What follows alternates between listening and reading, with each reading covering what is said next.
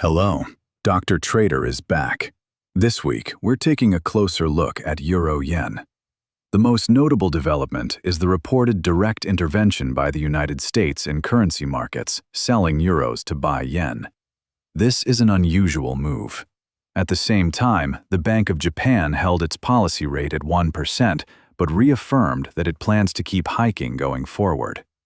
Price is now sitting nearly 300 pips below the most important reference zone on the weekly chart.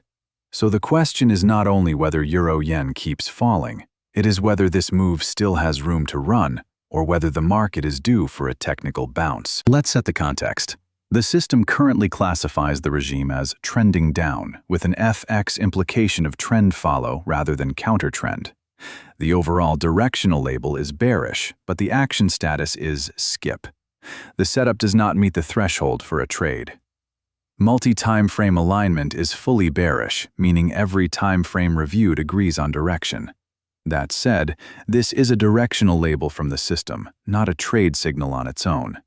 It still needs further confirmation before it becomes actionable. On the technical side, as of Tuesday morning, Euro-Yen is trading around 181.70. Two structural levels matter most this week, and they sit almost on top of each other.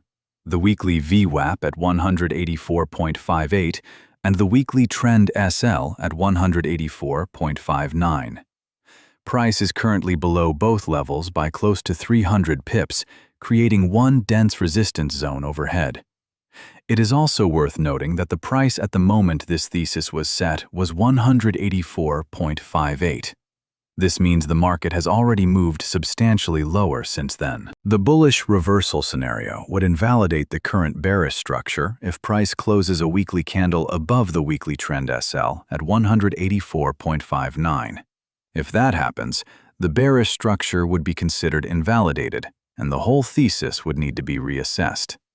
To be clear, the source data does not provide a quantitative target beyond that level, so we cannot say how far a recovery could extend if this scenario plays out.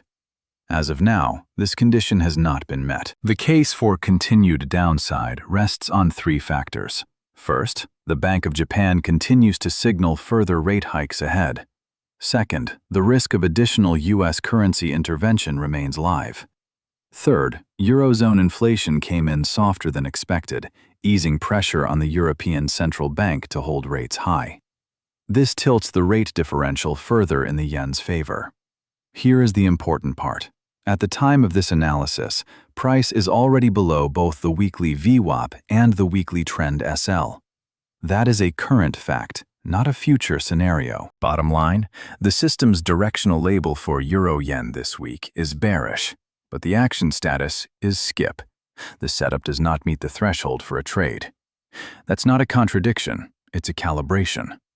Multi-timeframe technical structure supports the downside, but short-term price action itself is conflicting with that read. And positioning data, liquidity, and sentiment all came back neutral this week. In other words, this is a thesis with a thin evidence base, not confirmed enough to act on, and not a fully validated trade setup either. This is a directional label with an action status of skip, not a signal to enter a trade right now. This content is for educational purposes only and does not constitute financial advice. Trading involves risk. Always conduct your own research and use appropriate risk management. If you found this breakdown useful, follow the channel for next week's analysis.